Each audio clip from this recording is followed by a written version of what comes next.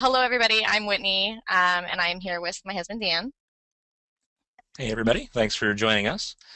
Uh, I don't know, I think Brian, you mentioned I'm also the product manager here. Just want to make sure a little truth in advertising there. So first, thank you, Brian, and thank you to onOne for having me today. I'm very excited, and thank you, everybody that's tuned in. I hope that I can give you some useful information to take home and do something with. I am being a little silly here. I am starting with a photo of myself. I didn't realize there would be a headshot when you started with me, but this is me now. We are pregnant. We are 8 months now and expecting our first baby here next month. So that's my, what was that, honey? No, he wants me to point out that that's his shot using a little photo tools in it. So now you have a face to a name, so you'll know who it is that's chatting at you here. So Brian pretty much already gave the little intro on me. Most of what I had was the same stuff. I just wanted to scroll through just a couple of images so you would see some of my more recent work. These are some babies and kids that I've probably shot over the last couple of months, some of my favorite things that I have. Just kind of scroll through these a little quick. I've got a couple layouts in here too. This is an example of a senior album page that I did. This is a wedding page, and this is actually the wedding that we're going to be working on today, or the template. Here's another wedding layout. And this is actually hanging in my studio. This is a canvas gallery wrap that I designed and have hanging. And there is the last shot, I believe. So we're going to go back into here and get started. Basically, I started making templates because I love designing albums. It's one of my favorite things to do. Albums for me are the complete finished product for my clients. Almost every client that leaves my door ends up with an album. If they're a wedding client, they don't have a choice. We actually package our weddings so that they do have an album. But anything else that we do, children, seniors, boudoir, we try to encourage that they leave with an album so that their story can be told.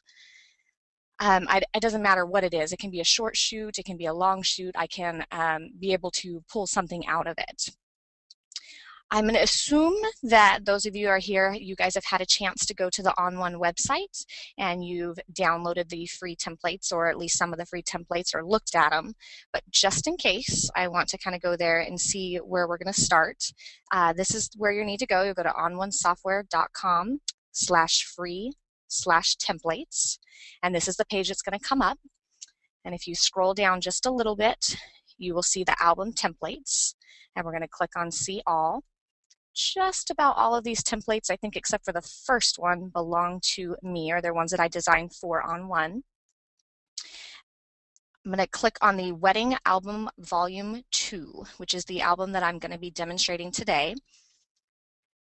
And when you open it up, it'll actually give you a nice description of the album. It'll give you the sizing and everything you need to know on that, as well as all of the thumbnails of the album. This is a 24 spread album, and these are all going to be PSD layered files that you will download, and this is the complete album that I gave my client. So if we actually click on a thumbnail, we can pull it up and look at it, and you guys can toggle through those and see kind of the end result goal that you are hoping for. Also with these, you will need to log in and register. They are free templates. I'm already logged in, so there's a big nice download button here. If you're not logged in, you can still view all of these, but you will need to log in to actually download it. I'm going to apologize now because I may talk too fast, so I'm going to do my best here, but I apologize. But lots of talking fast means lots of good information, but we'll see what we can do. So this is how to download the templates. I'm going to actually take us back and look at the template in my Lightroom catalog. So I have a Lightroom catalog here with the album. That's the volume 2. And I would like to toggle through these a little bit. This particular album is sized for a 9x9. So what you're seeing here is the full spread, which is a 9x18. I know that that's a little bit of a strange size, but we can actually make it any size that you want. So if you want a 10x10 or a 12x12 or an 8x8, that's not a problem. I will actually show you guys how to resize that for the appropriate size that you need. As you're kind of going through this a little bit, it'll give you a little bit of an idea of how I design. The order of events are pretty chronological as to what we are shooting. We shoot all of the formals before the wedding, so that is how I put them in the album. We start with the invitation, the details, the pre-ceremony, and then we go right into the formals of the bride and groom, and then into the bridal party, and then into the ceremony reception. I prefer to do it this way so that it tells a story just as the day unfolded. A lot of other stuff that goes into my books is text. I put a lot of text in my albums, as much story as I can for the wedding. Here we have the program. I will do the wedding vows. I will do the first dance song words.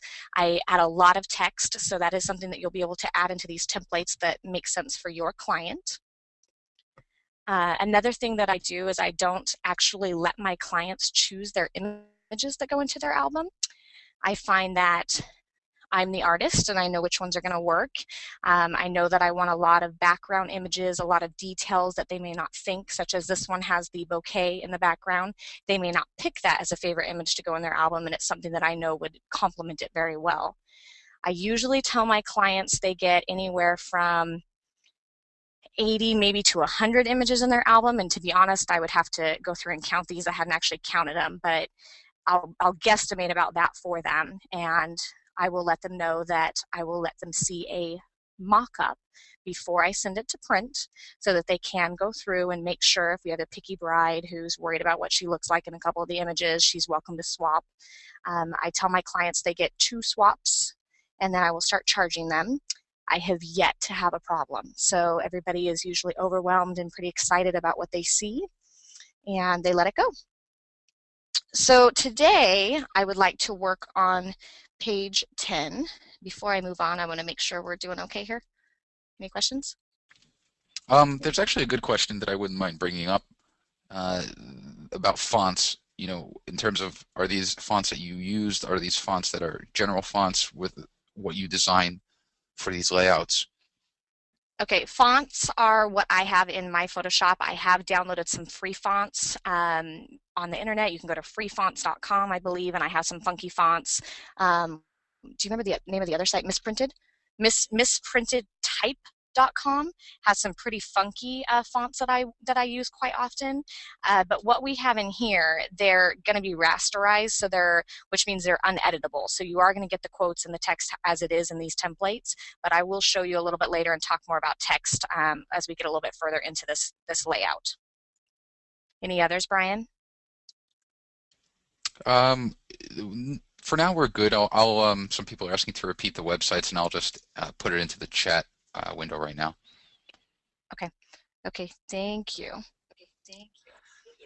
There was one question I was going to address here real quick, and that was how do clients actually review these? So maybe, Whitney, you want to talk about how a client would actually review the mock-ups before it actually goes to the lab. Okay, part of that's going to depend on your client and where they're located. We have a lot of clients that are not local. If they are a local client, I do require that they come into the studio. I will show them the pages. We will talk about it, make sure that they're okay.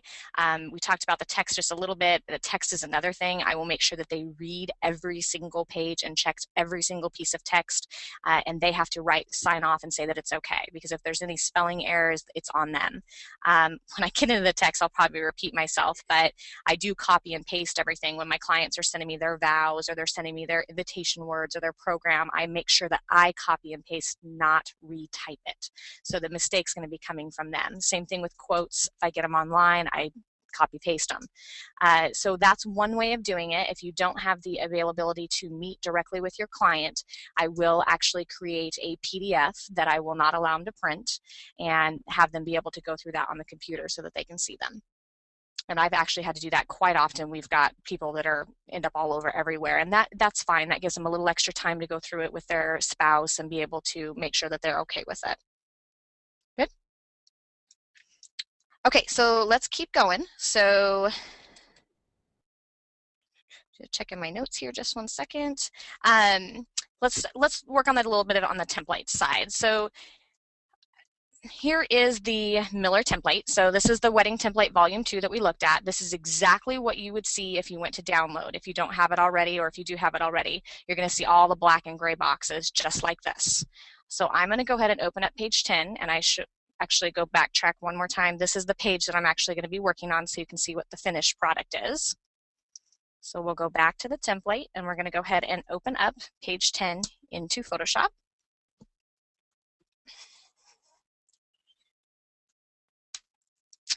So just to note, benefits of having a template is that it is fully customizable, but it is there to make things faster. Designing an album can take hours and hours and hours. Wedding albums obviously take a lot longer. I mean, a senior book, and we'll have another webinar on that soon. I can design a senior album in about an hour using onOne's photo frame. My wedding albums do take probably more like 3 hours, but having a template will actually make the process a lot faster. I still like to customize mine, so I still will make changes that are fitting for my client, maybe the images, maybe it needs something more, and I will adjust them accordingly, which can take a little bit of time, or you can just drag and drop images in and be done. This is exactly, okay, so this is what you're going to see when you open up the template. This is intended to have 1, 2, 3, 4, 5 images on it. I know you're seeing gray and black, but that's because on the background, it is 2 actual images, so I couldn't make the whole thing black. If you look over on our right in our palette, you're going to see the background. You're going to see the background image, which is the gray, and then we have the image on the left, and I'm just toggling them on and off. And then in order, this is going to be image 1, image 2, and image 3. And above each of those images, they have a photo frame layer on top, so you'll see image 1 frame, so you can toggle that off and on. And that'll give you an idea. And then you have the text layer, which is also here. Do you have something to add?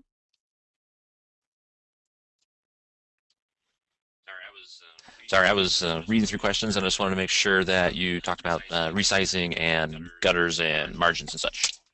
Thanks. Good call. Okay, so let's backtrack a little bit. So that's basically what the template's going to look like. So back when I started, I said this is a 9x9 album, and I know that is a little bit of a strange size.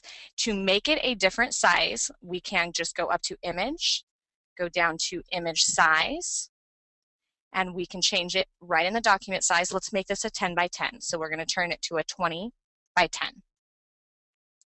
Okay, and then that will resize it.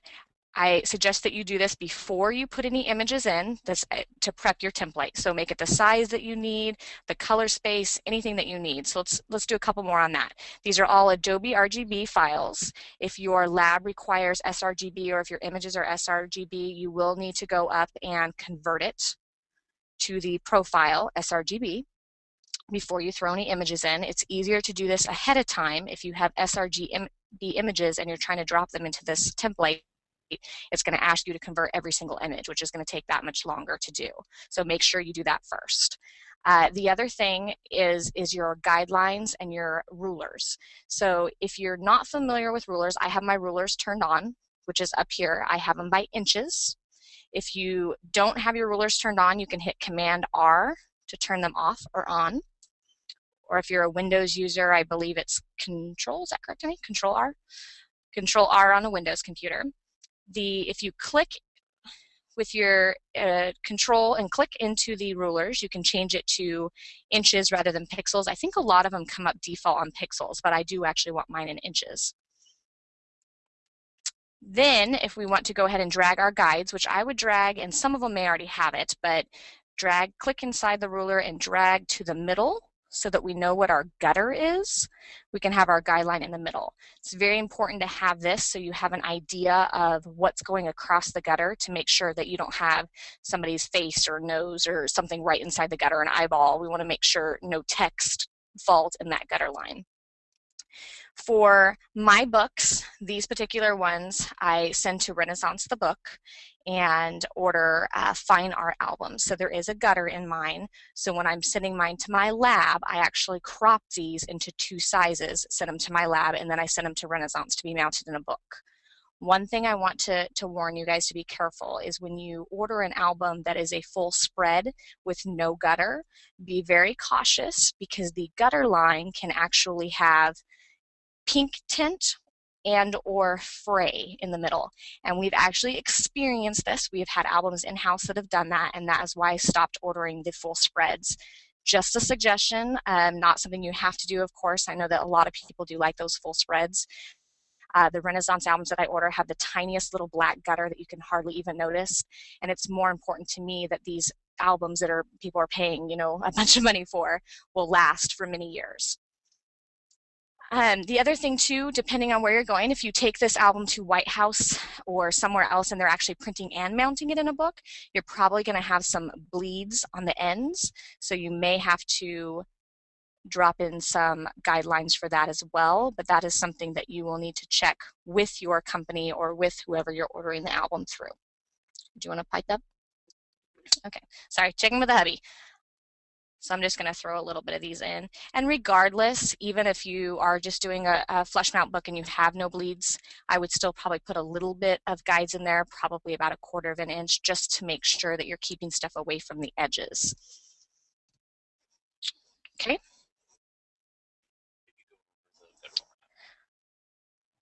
On the gutter lines, are we having some confusion on the gutters? Go ahead, Brian.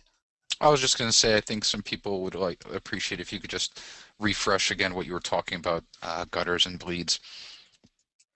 Okay, so part of that is going to depend on where you're ordering your album from. So I can give suggestions, but you will need to check with your lab or your album company, and that could be one and the same, on what their bleeds and gutters are. So normally I'm going to guess it's about 1/4 of an inch, maybe a little bit less on the sides. If we grab our move tool, we can click on any of these and actually move them where we need to go. But again, that's something that you're going to need to check. From Renaissance, I don't actually have any bleeds or gutters that I have to worry about other than the middle gutter. And that actually segues me to another nice question that usually comes up on these types of webinars, and people are always interested if you can recommend labs that you like, that you've had good experiences with. Okay, well, my lab of choice is going to be White House Custom Color, so that's going to be the one that I suggest. I have a great relationship with them. They have great customer service. My images look beautiful when they come back. I have gotten albums from them as well. Some of my press printed books and albums come from them. These wedding albums particularly, I actually send to White House to print. I take the prints and then I ship them off to New York, and New York is where Renaissance the book is, and they mount them in an album. So it's a 2-step process. Not everybody has to do that. I mean, White House can print them if that's the style or that's what fits your studio needs. I have different things that I do depending on what the job is, but my wedding albums, that's where I head. And just to kind of reaffirm what Whitney's saying, when we go to our major expos and trade shows, when we build our booth, we always display Whitney's work in printed form in photo books. Those of you that may have come to our demos would probably have seen them, and they're beyond amazing quality. The photos themselves are beautiful, the layouts are beautiful, and the product itself is beautiful. So, we really appreciate it, Whitney. Thanks. And the ones that they have are actually going to be probably kids or seniors, so they're not going to be the wedding albums, I don't think. Is that correct, Brian? That's right. That's right. So this is a little bit different. So it's a little bit different process. It's definitely a higher quality book. I mean, it's not a $50 book. You're looking at a $500 album that you're going to purchase here. So it is a little bit different. But again, I mean, White House Custom Color makes some beautiful wedding albums. Fineo does a good job. Renaissance the book is great. So those are probably the album companies that I would recommend if you're looking for a higher quality album.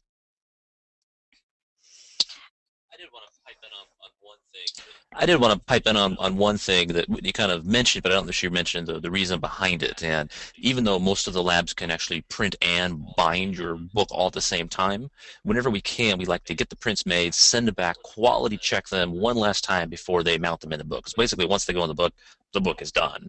It's nice to be able to double check everything, and you'd be amazed how many spelling mistakes you find at that last step that saves you, or that one image that's a little off color, a little too dark, and it's a lot better to find it then than when you have to reprint a whole album that might cost you, $1,000 for that album. He's exactly right, and we've actually had this happen before. So because of Renaissance, they will encourage, I think they have 3 ways that you can order the album. The A version is to send them prints. The B version is to send them files, or the C version is to let them design. So they've got several things that they do, and I choose to get my prints from the lab that I love, make sure the color's great, make sure everything's beautiful, and then ship them to be mounted. So, and we've caught mistakes. I'm not gonna lie, we've caught stuff, we've caught spelling errors, even after the client okayed them. We've had a, maybe I didn't retouch an image quite good enough, and so we will make a few changes before we send them off to the lab. So it is a good thing, and that is something that I would suggest. Thanks, honey, for bringing that up. Okay, I think I'm ready to start working on this. Is everybody okay with that? And start playing with this template a little bit so you guys can see what to do. We talked about the layers, so you know what we got here. So the first thing that I like to do is go ahead and open up the images that I want to go on this layout. In my workflow, it is easier for me to open up everything that I want to go on that page. I did mention earlier that I don't let my clients choose, but I do kind of go through them, and in Lightroom you can see my little 5 stars. I will star the images that I know that I want in the album no matter what. So for this page, I'm going to grab these 4 images, and I'm going to go ahead and open them up in Photoshop. And then this actually has 5 images, so that background image is actually in my pre-ceremony. Go all the way down the bottom here, and I should have the bouquet shot. Oops, there it was. Hang on one second, and we'll open that up. And then when I'm putting my images onto my template, I do like to start with the biggest or the background images first, and then layer on top of that. So the first thing I'm going to do is click on the background image, which is going to be this gray layer down here on the bottom. And then I'm going to go to my image, use your move tool, and you're going to click and drag that right onto your template. And I might move it just a little bit just so I have an idea of where I want it. And then the next thing we're going to do is a clipping mask. So you may or may not be familiar with the clipping mask. There's a couple different ways that you can do it.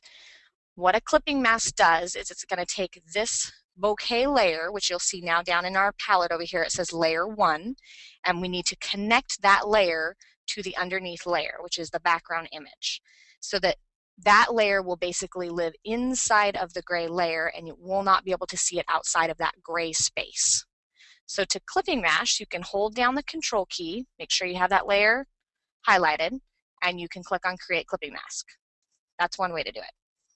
Okay. Same thing as a right click. I'm sorry, I'm using a laptop and I'm not using a mouse. So right click on the layer and click on create clipping mask. Thanks, honey.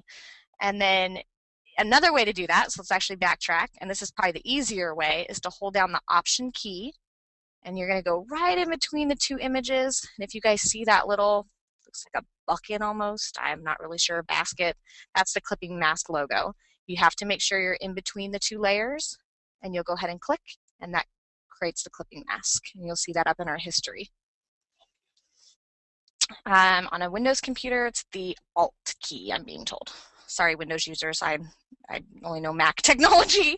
Okay, so that layer has been placed in, but if you're looking, you will actually see that there is still gray space on that image. So we need to go ahead and transform that and make that a little bit bigger. So we're going to go to Command T to transform. Make sure when you transform that you're holding down the Shift key to keep the proportions exactly what they need to be, or pulling out from the sides. So we're going to fill that space a little bit better, hit Enter, use your Move tool, and pop it in. If you're seeing this, you can tell that you cannot see this image anywhere else other than in that gray box. So it is connected only to that. Okay. I'm going to do this again, so don't panic if I totally lost you. So I'm going to go ahead and close that image because we have it. Back on the template, I'm going to go to the next image. So we're going to do the far left big image. So I'm going to click on that. This is another trick that's important to make sure that you are on the layer that we are planning on clipping to. If you're not, let's actually do one where we're not. If we're on the wrong layer, let's grab this image, Move tool, drag and drop it in. If you look over in our palette, it put that layer 2 above image 3. That's not a problem because we accept that now we have to grab that layer and drag it underneath of image 3 so it's right above the image we want to clip it to. It's easier if you're already on the image layer because it will drop it right above it. Is that too fast? It was almost too confusing. But if you drag it underneath, you should be okay. So let's clip those together. So I'm going to hold the Option key, get that little bucket in between the two of them, and we'll clip them together. So then with your Move tool, grab that image and pop it right in the slot just where you want it. I'm going to transform this a little smaller so I can get a little bit more of this image in this spot. Okay, and we'll hit enter. So now we have the two images in there. So let's keep going. So I'm going to click on image 3. And I'm going to move over here. Let's get rid of this image. So we have this image, which I'm going to stick in the center. So that's going to be image 2. I'm going to make this a left image, I think, from the way she's facing, and we'll make that a right image. So this is going to be image 3. So we'll click and drag that on over. Can everybody see this okay? I feel like my screen is not big enough. No, it looks good. Okay. Okay, so I prefer to transform this before I drop it into the clipping mask just so that it's a little bit smaller since this is so much bigger than that hole. I kind of want to see where I'm going with it. So I free transformed it, and then I'm going to go ahead and clip that one to the image 3. And you'll see it go right in that box. You can still move it, you can still transform it, you can do whatever you need to do. Okay, let's keep going. I'm going to speed through this a little bit because we're just repeating the exact same thing over and over again here. Let's grab the image that's going to go in image 2, drag it in. We'll transform it so I can see what I'm doing here. And then hold that Option key down, make sure you get your little basket and clip it to the layer underneath. And then our very last one, and actually see I missed it, I didn't put it above image 1. So I'm going to just click on that layer and drag it right above image 1. You want to make sure it's under that frame because I do want it inside the frame.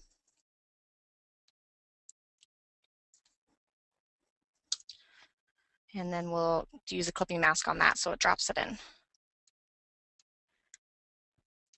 So that's it. So basically at this point you could be completely done. You can take your album, you're done with your page, and you can move on to your next one.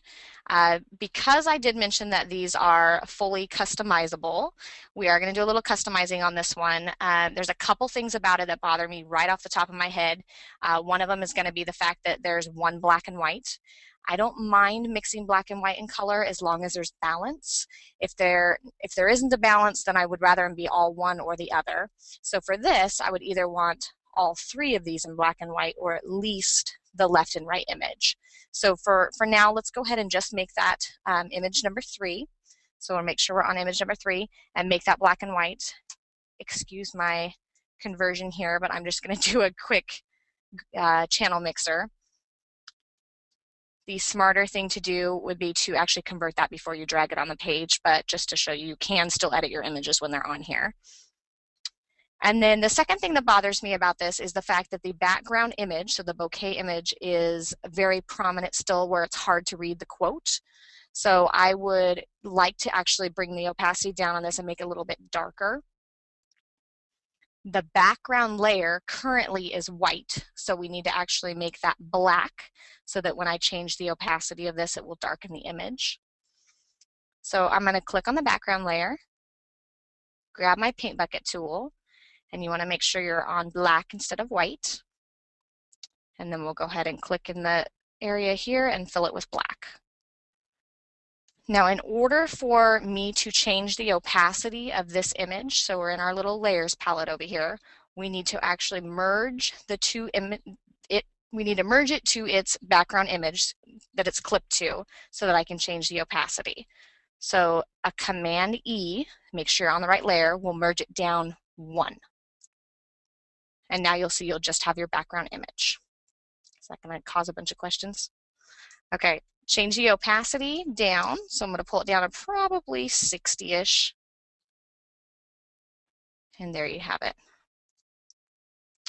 And then the very last thing I want to switch is this line. And if you guys can see the line, how heavy the line is between the two images, sometimes I'm okay with it, sometimes it bothers me. Some of the layouts you'll actually see a white stroke line that I've put in, but for this one I'd like to mask it in so that it just kind of has a black little fuzz to it.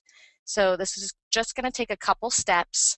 I need both of these images to blend into the background. So I'm going to come back over to my left image. So we have our left image here, and I'm going to merge it down one layer. So Command E. And then I'm going to go ahead and merge that to the other image. So that's going to leave me with one background image. So those two images are stuck together now. Now to get that line to go away, I will add a layer mask, which is down here in our palette. Make sure we got the mask lit, and grab your paintbrush, and we will just paint in that line so that we have a little bit of black behind them. And then that'll soften it up just a little bit so it won't be quite such a harsh transition between the two images.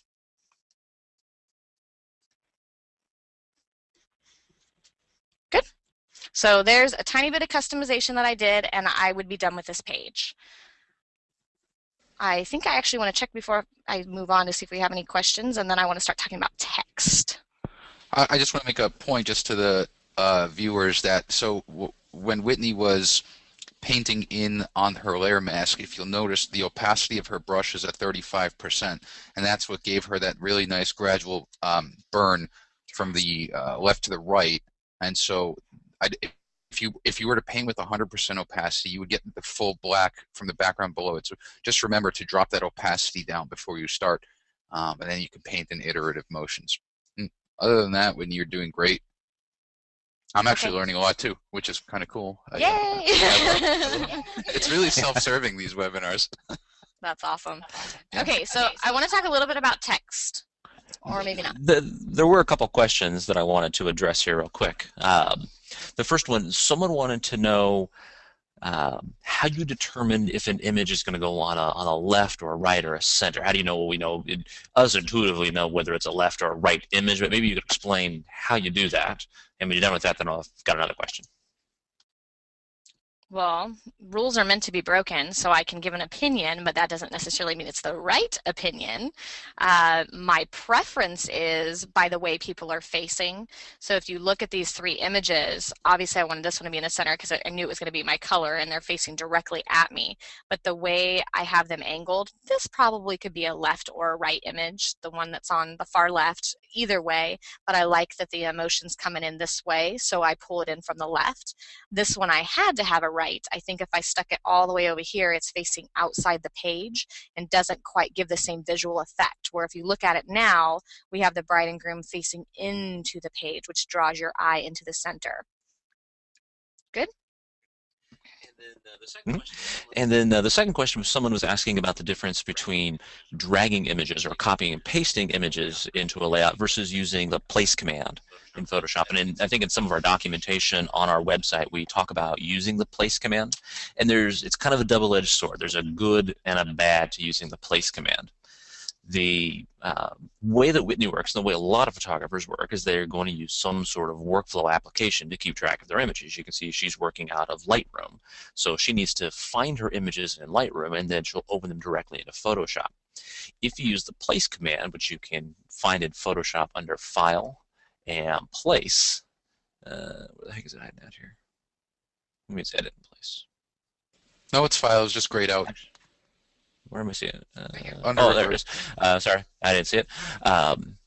It actually brings up a regular open dialog box in Photoshop, and you have to go out and find that image. So it's actually kind of a slower process to use the place command. Now, the plus side to using a place command is when it puts an image into your layout, it can put it in as a smart object. So if you work a lot in RAW, you could place that as a smart object, which then allows you to go back, make changes to that RAW image, and then your album will automatically update the next time you open it. So there's pros and cons to both. It really depends on your workflow. I think for most people, just doing either a copy and paste or dragging one image into the template's canvas is a great way to work. Yeah, I think this might have been an argument one night between me and Dan about whose way was the right way. So obviously I won this battle. Just kidding. But this is there isn't a right or wrong way. The place command is way too much of a pain for me because I want to be able to see all of the images that I'm working with. I mean, we're back in Lightroom and we're going through the images. I need to look at them. I need to decide what's going in my design. If you have a smaller job, like a kid album that maybe only has 15 images in it, and you have a folder of those images, you know that's what you're using, that might be a little bit easier to be able to do the place command. But on something as big as this, I don't even know where I would begin to start trying to do that. Okay, if we're all good, I'm going to move on to text. We all good? Okay, so I talked a little bit about text. I might be repeating myself a little bit here, but I have all of the text rasterized on these templates, which just means that the text is uneditable. And part of that reason is they are quotes, so they need to be what the quote is, or also in this particular template, there is some text that's relevant directly to my client. So it's there so you can see that that's a place that is meant to have text, but you will need to go ahead and put in your own, or if you don't want anything, you can just take it out. I do think that text adds a whole nother value to your albums for your clients when they see it. So I would highly suggest incorporating it in if you can. So let's go ahead and add a quote to this so that you guys can see. So we'll turn that one off for now. To add text to this image, we're going to grab the text tool. So it's your little T tool over here. And we're going to click and drag a text box. And that will put it on its own layer. You'll see it over here that it's on layer 6. This is the best way to do text. It makes it easy to edit, easy to change. We can change the text box size after we type in. We can make any adjustments that we need to. One thing I did say earlier was to make sure that you copy and paste. So we are going to do that. I actually grabbed a fun quote that I thought my husband would love off the internet to use. So I'm going to go ahead and copy that quote. Sorry, honey, and paste it here. And it's black, the ink is black, so you can't see it. So I'm going to highlight it. So just click and highlight it, and we'll go ahead and flop that to white so we can actually read the quote. I'm going to pull this up a little bit tighter so that you guys can see what we're doing here. Hold on one second. So here's the font. I have a scripty font that I have already selected, and it's in Photoshop. It's up to you on what you use on as far as the fonts. I like a little bit more of a scripty font if it's a short quote. So this is a very little quote. If it's something long, such as the first dance song words or their vows, I would stick to a more legible font like Garamond or Century or something that you can read. If there's too much type and you try to make it all scripty, it's very, very difficult to read through it.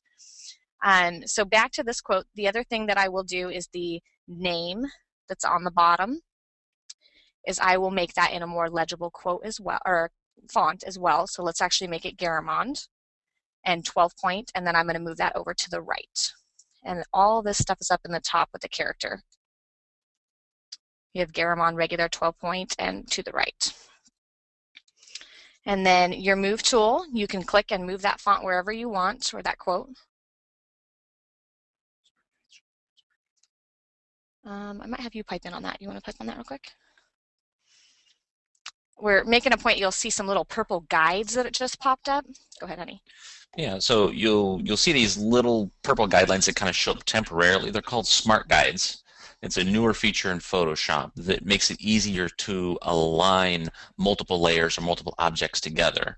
And you can turn those on under, I think, under View, and where's it, under Show, and Smart Guides.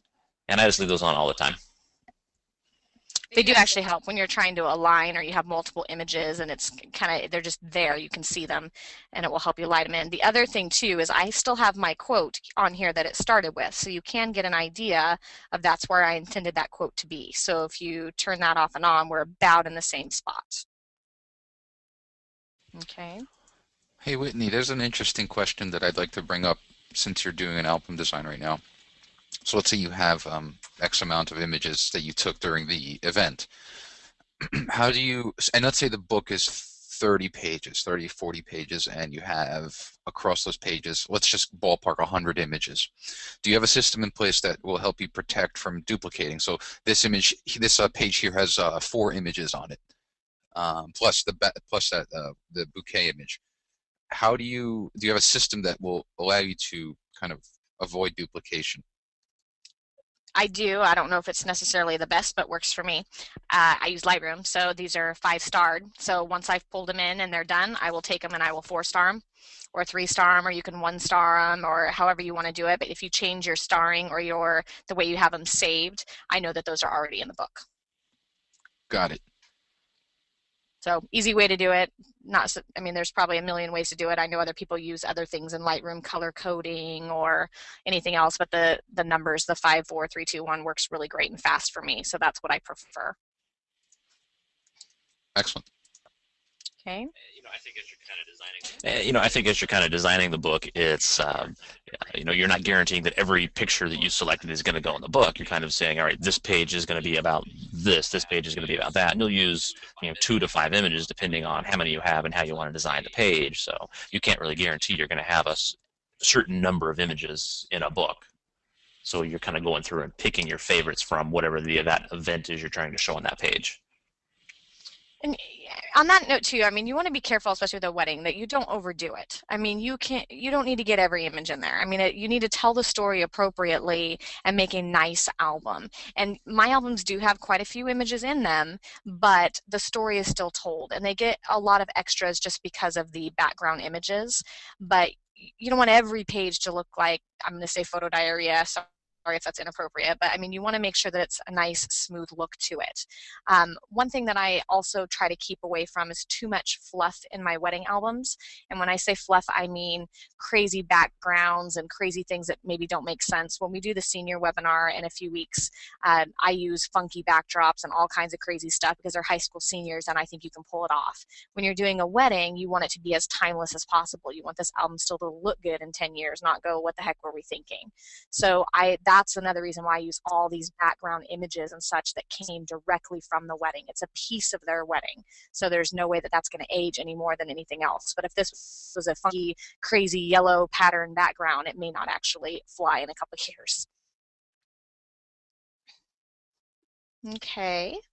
So I think I'm ready to start another layout unless anybody else has anything else that they want to ask about before I move on from this one. Any other text questions? Not text questions, but I guess more of a business question I think is good. So the images that don't make it into the album, do you still give those to the clients? What do you mean give them to them? Let's say you have, and again, ballpark numbers, you have 55-star images, but only 45 make it in. Those 5 that didn't make it in, do you give them to the client, or is that just they save for the archive? I don't give anything to a client, so I guess I can start there. I don't know. Sorry.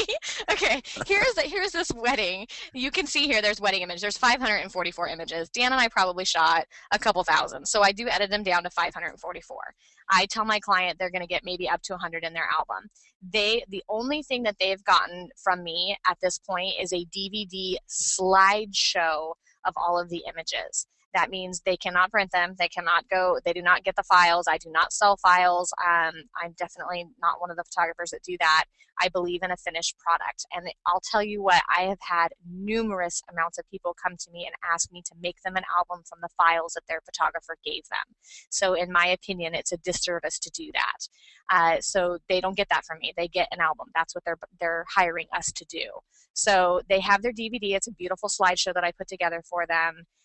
That's what they get to keep, so it's kind of like a little video, and then they need to order the prints. So either they get them in their album or they wait to get their album, and if there's stuff missing that they really want, that's when they in turn order them. Does that help? Yep, you actually answered a question that just came in with that last part. Perfect. I do see another question that I wanted to kind of bring up. Someone was asking about, how do you basically get multiple images open at the same time? And with the newer versions of Photoshop, when you open multiple images, they each go into a tab. So it looks like you only have one image open at a time. It's no longer the floating windows like we're used to seeing in older versions of Photoshop. Now, you can turn that off in the newer versions of Photoshop. It's under the window menu, and I believe it's called the application frame. You might want to double check that, and that will take it out of that look where Photoshop takes over the whole window and things go in tabs. It's more the older style like Whitney's using here, where each image is its own floating window. That makes it a lot easier to drag from one to another. You don't have to make a selection and copy and paste like you would if you worked in the tab environment. Yeah, you can also turn it off in the preferences in Photoshop too, so that they won't tab like that.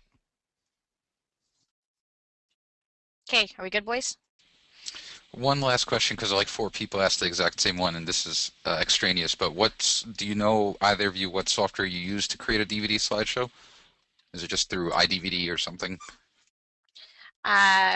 Both. I use Animoto for small jobs, so that would be something that would require one song. If you need a wedding DVD, we use I yeah, both of them. Okay, we use iPhoto and then we import them into iDVD for it. And that's because they're going to have 6 or 7 songs that go with it, and that doesn't work for Animoto. I love Animoto, but it's great for seniors or a kid shoot. Every job that I do, I actually create a DVD to show them their images. That's how they view them before we go in and actually place their order. So any client sees the Animoto, and I'm able to sell them the DVD as soon as they see it.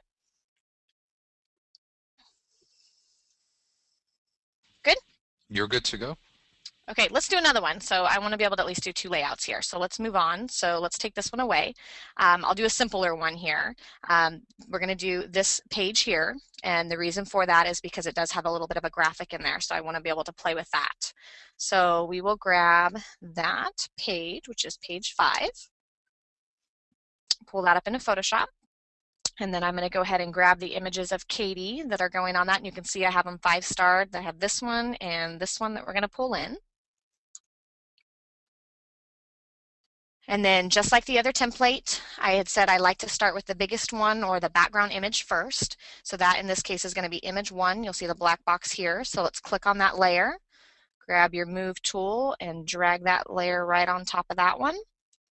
And then we'll go back to our clipping mask again. So Option key in between little bucket, and we've got the clipping mask. And then we'll put that right in where we want it. And then let's go back to that. Now let's click on our next layer, which is image 2. And then we're going to pull that and drag it in. I'm actually going to transform this one first so I can see where I kind of want it. And then let's clipping mask that to image 2. And there we go. You saw in that other one we masked out on the line. Here I do actually have a white line to separate the two. So you can do that as well. I do like this. They're 2 totally different images. Okay, and then we have the little graphic, the little adornment or graphic, however you want to call it. I have that opacity turned down pretty low. You can turn it anything that you want. You can transform it. You can adjust it, move it, take it away if you don't want it. If you want to invert it, you can hit Command I, and you can invert it into black. So either one will work. Another thing that you can do with it is adjust the blending mode. So make sure that you are on that layer, and right up here we have the normal blending mode. If we click on that and try, let's say, overlay, you can see that it kind of blends it in a little bit better. What's another good one? Soft light maybe? Soft light will soften it up a little bit. So you can mess with your graphic a little bit, or if we don't like it at all, we can totally change it. And I think that's what we got some time to go do that really quick, honey.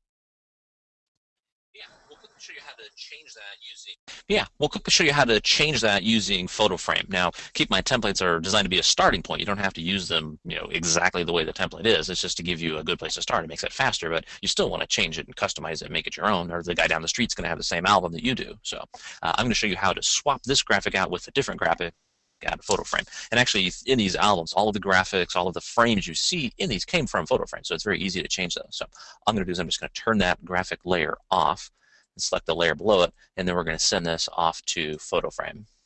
You can get to Photo Frame if you have an older version of Photoshop like this one from the onOne menu or from the onOne panel, or also from File and Automate.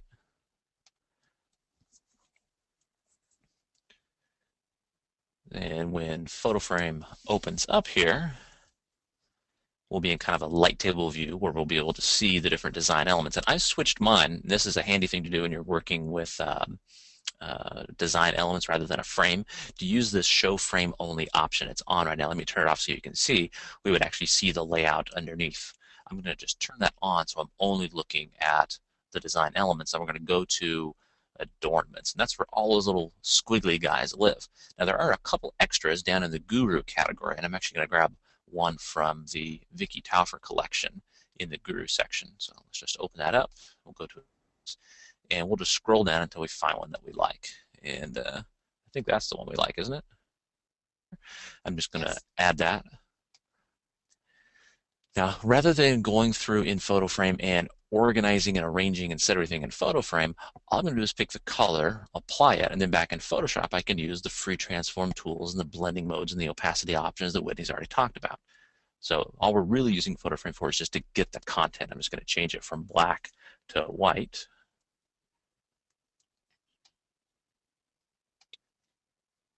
And then I'm just going to apply it, making sure.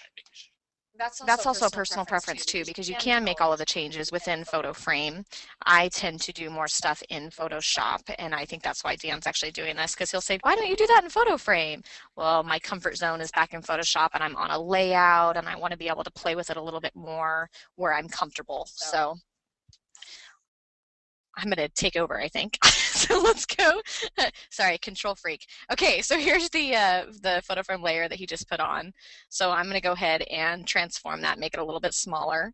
And then I will go ahead and rotate it because I do kind of want it in that. Well, maybe not. That kind of looks fun, actually. Let's just move that a little bit. So you can move it around. I'm going to go ahead and duplicate that layer. So if you click on the photo frame layer and grab it and drag it down to the duplicate layer, we've got 2 of them. And let's throw both of these in there. So let's flip this. I might be getting complicated. So if you go to transform, we can flip it horizontal or vertical. So I'm going to flip it horizontal so it's going to mirror the one underneath. And then throw this little guy in there. Let's actually transform it and kind of do something a little bit different. So the possibilities are endless with the little graphics. So I'm just messing around to get it to what I want. You can make it smaller, you can make it bigger, you can change the shape. So we have something like that, and now we have a different adornment. The only thing that I would say on this is that they're very bold, so I probably would go ahead and change the blending modes on them down to soft light so it pulls them in just a little bit, and I would do it on both. One thing that I think is important about a graphic, if you are going to use a graphic, especially in a wedding album, I would try to keep it kind of consistent throughout. Don't go too crazy with all different adornments and graphics all over the book. Again, back to that timeless, if this is the graphic that I'll use, I would probably use it one more place. And I think if you see in that template that you guys have, I used this one and I used it a couple of times, so it should be in there somewhere else as well. I hope, now that I'm saying that.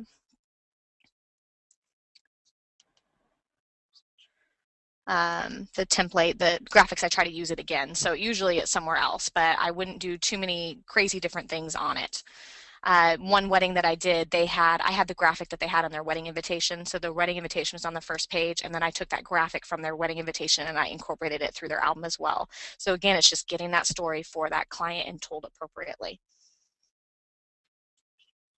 Yep, any questions on the graphics? Brian? Not on the graphics, no. Something else? No, feedback is actually really positive. I'm just trying to. I think Dan and I have been doing a pretty good job of fielding most of these questions. Yeah. I think, Dan, unless you see something, I think I mean, one of the things, and I don't know if we have time to do it, only because it might take a while, is creating a custom template. And what I'm thinking is we can maybe lead that off with your following session in 2 weeks from now. Okay, I would be okay with that. That one probably be a little bit easier and faster because it's a senior book, so that might be easier. I mean, I can do one more template if you want. If we want to do one with a background texture, I do have that left over here too. That's fine. If you'd like to, I'm sure everyone would appreciate it. Okay, so let's do that one more thing since the first layout we spent so much time on. So now you guys kind of got to see a little bit about adding an adornment or making adjustments on an adornment. So let's do one more. So if we go back to the album, I'm going to do the last page, and can't see it very well. I don't know if you can, but there's actually a texture on there. So when I open it up, I will make it so you guys can tell. So I know I talked about the order of events on an album a little bit, but just so you guys know, on my last page, I will do a pretty prominent image. If you don't have an image like a driving away in their car or a fireworks or, you know, something that's the end of the day, I would put a strong image of just the bride and groom, which is what I did on this page here. So I'm going to grab that image. This is my last page. Let's go ahead and pop that on and transform it. And then let's add that clippy mask, and it is above the right layer already. And so we have that image in there. Now the texture is here, but I have the opacity turned way down. So I'm going to go ahead and pop that all the way up so you can see it. So it's kind of a words quote, and we actually have this on another page as well. On this one here, this is another template, and we have this over the top of an image, which is this, and it's very slight. And if you guys can see it, you'll see that the texture is over top of that image. So let's go back to Photoshop. So the opacity needs to be turned down a little bit on that, I think, but that's a little bit better so you can see it. But let's go ahead and change this texture to something else. So we're going to do that in Photo Frame. So we'll click on the background layer and open up Photo Frame. And then Dan might pipe in a little bit here. Actually, maybe he's going to let me take over. We're going to go to Texture, Overlays, and we're going to click on Architecture. And these are the different textures that we have. So we'll just kind of pick one random texture in here. Let's maybe try this one. So we'll double click that. We do need to change the frame color from black to white and hit apply. And then I'm going to adjust the opacity a little bit because it's a little bit obnoxious here. And then I'm going to go ahead and hit apply, and that will add it to our layer.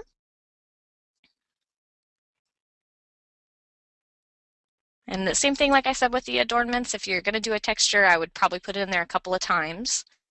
Another thing, you could do multiple textures. I actually like this a little bit better when we were playing with it last night. Having the words over top of the texture kind of gives it a little bit something more as well. Okay. I think that's about it then. I think that's what I got for you guys. I think we can wait for the showing how to make a template till next time, Brian. I thought that sounded great. No, I do know that we are having a few more templates that will be uploaded soon. 2 more wedding albums actually should be going on the site, and I'm not exactly sure when the date is, but they will be coming up soon, so keep an eye out for them. Yep, and I will maintain, I'll give the information at the end of the webinar as to where they can, for those of you that may not know where to get the templates from the onOne website. I'll show you, it's just ononesoftware.com for a little sneak peek. But one question that has been coming through, and I meant to ask it earlier and I just forgot, but it makes sense to ask it now. Would you mind repeating the 2 websites that you had listed earlier for fonts, like free fonts, and then I'll just type them into the chat module? Yep, freefonts.com is the first one, and then the other one is Miss, M-I-S, printedtype.com. All right, I put them into the chat module. The second one's my favorite. The second one, the misprinted type, and I will actually, I think some of the fonts for the senior books will have that, but they have more funky fonts, more grungy, kind of funky, and they do have free ones and ones you can purchase. That's correct. Well, these are actually some pretty cool fonts. Let me just see if there are any other questions here. Any other websites or things that I missed? Chris is asking whether users can upload templates to share. No, these are templates that, you know, are really, we spend a lot of time creating them. Whitney does a really amazing job, and so we control those. So the templates are basically our gift to you guys, free. So there is no repository right now for users, but that's actually some good feedback that maybe we can consider down the line. It's George, it's Miss MIS. I put it in the chat module. You'll see the link to the 2 fonts. Now we're starting to get just some, you know, more softer questions like, how long have you guys been doing this together, the Bliss Studio company? Oh, man. feels like forever. We have been together 10 years. We call So that a decade. we both I had done this before him, obviously, and he had another company that he was working with before. But once we started dating, he was on the hook. So he has stuck with me for the last 10 years. Cool. And what And would you yep, say? we still like each other, even That's after working together. you said that you like to break the rules, so you're bucking the trend there. Yeah, Um, Dan is a rule follower. I'm a rule breaker, so we are actually quite entertaining. So I do get him to cross over to the other side sometimes.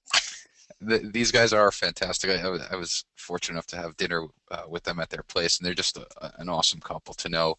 And I'm lucky to know them as well. Um, and you can see that just by their rapport on the webinar. One question this was asked earlier, and it's interesting for me too. Is we have to ask a gear question, but what would you say? So I know Dan, you shoot with a Canon 5D Mark II. Whitney, do you use the same camera? Yes, and I would highly suggest that if you're shooting with people. We used to shoot in different cameras, and I'll tell you the post-production on having different stuff is not good. Having the same camera, everything set the same. I mean, we actually have moments where we're fighting over whose shot is whose. So they're so identical, even our styles are identical, that's perfect. When you're shooting a wedding, it looks like the same photographer shot the whole thing. So I would keep it consistent if I could recommend that to anybody that is shooting with an assistant. That's you bring up a really really good point, and I'm just kind of editorializing in terms of style and having consistent style and not having a book that looks like it was designed by 10 different photographers by their different post processing. So I appreciate that you brought that up. Yeah, Um, I do think it's important. So, and that's why I said about even the photo diarrhea having too much, and you want a theme and you want a consistent theme throughout. Even if you're repeating templates or reversing them or just kind of changing them a little bit, but still keeping that theme, that's what makes a nice complete book. right. The only downside to sharing the same equipment is every time I want to buy a new toy, I have to buy two of them. So, if I want an 80 to 200 I got to buy her an 80 to 200 So, when I used to shoot Nikon or Fuji, it was so much easier. I could buy whatever I wanted, and she couldn't use it. Or they just mysteriously disappear from his camera bag.